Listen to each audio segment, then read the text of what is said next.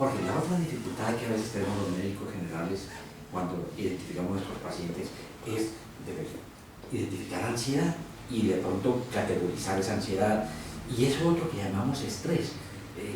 Sentimos que el paciente tiene un trabajo muy exigente, un jefe que le demanda resultados y que de pronto no tiene las mejores relaciones, que de pronto está amenazándolo con despedirlo si no da resultados, o la situación familiar donde hay un conflicto de pareja, en fin. Entonces, cuando yo identifico ansiedad y ese término de estrés, estrés agudo, estrés crónico, y aquel otro síndrome que tenemos tanto problema nosotros, postraumático, donde tenemos tanta violencia y cuando ha habido una experiencia compleja, bien sea porque lo atracaron a uno, porque está desplazado por la muerte, en fin, esa parte quiere de pronto darnos algunas pautas de recomendaciones para el médico general de cómo enfrentar esta situación, reconocerla y cómo enfrentarla. Sí, doctor, yo pienso que el estrés, primero que todo el estrés o la ansiedad son los primos hermanos, por no decir los hermanos medios de la depresión. ¿Sí? Sabemos que el paciente que maneja ansiedad crónica, por unos mecanismos fisiopatológicos bastante bien identificados, al tener unos niveles de esteroides permanentes y no estarse secretando de forma esporádica impulsos, nos va a llevar a un cuadro depresivo, ¿sí? Entonces el estrés crónico, la ansiedad crónica nos llevan a cuadros depresivos, y por eso incluso hacia la nueva clasificación se plantea el diagnóstico de depresión ansiosa, ¿sí? Eso por un lado.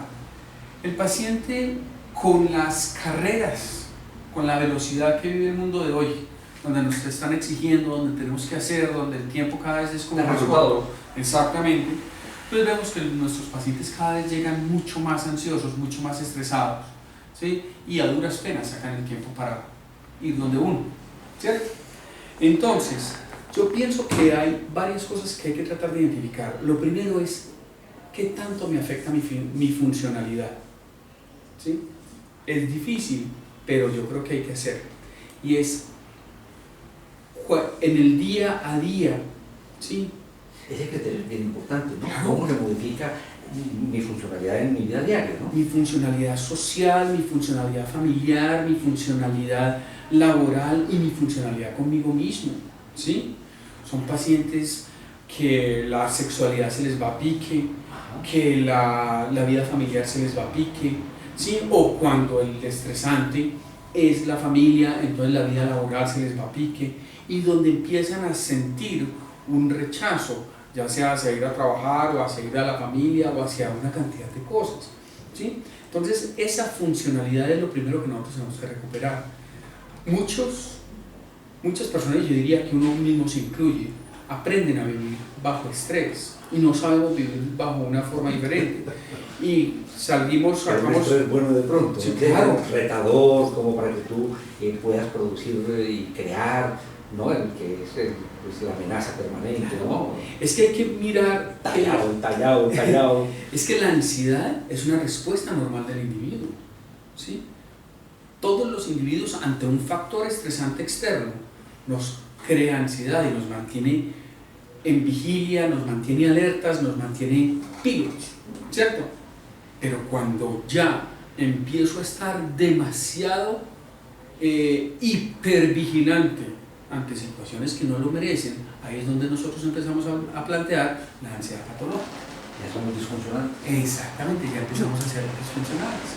Entonces ya no somos capaces de dormir, como les planteaba ahora, ya hay un insomnio de tipo de conciliación.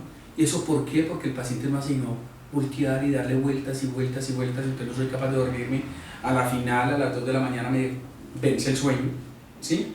Y empiezo a tener una cantidad de síntomas autonómicos, un poquito de temblor, un poquito de sudoración, frialdad distal, todas estas cosas. El más evidente de los síndromes ansiosos es el trastorno de pánico. Donde el trastorno de pánico vamos a ver cómo el paciente tiene una reacción de gran ansiedad ante un evento mínimo, ante un desencadenante mínimo o sin desencadenante, doctor, yo estoy frente a la televisión en mi casa y de pronto ahí me coge una sensación maluquísima, un miedo a que me va a morir, un miedo a que me va a enloquecer, un miedo a que va a perder el control, y se asocia a toda esta cantidad de síntomas autonómicos como es la taquicardia, la opresión, la sensación de ahogo, la sensación de atragantamiento, el temblor, la frialdad distal, la sudoración. Ahí definitivamente hay que empezar a trabajar. Yo veo que los médicos generales cada vez identifican mejor al paciente con pánico, pero el intermedio entre el normal y el pánico es el trastorno de ansiedad generalizada. ¿Sí? Que es ese paciente que se preocupa por todo. ¿Sí? Es el paciente que le cuenta a uno, no, es que ahora estoy muy preocupado por una tía que vive en Venezuela. Dice, ¿hace cuánto no veo a la tía que vive en Venezuela? Hace 25 años, no importa, estoy preocupadísimo. ¿Sí? Entonces uno a forma de chiste termina diciéndole, sí, usted es de los que se preocupa por el hermano, del vecino, del tío, del amigo. ¿Sí? Que uno dice, ¿y por qué te estás preocupando por eso? Y esos pacientes tienden a ser mucho más sintomáticos desde el punto de vista somático que cualquier otro.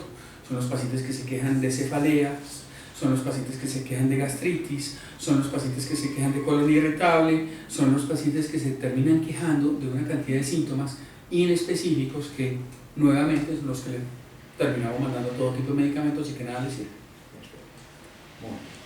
Muchas gracias.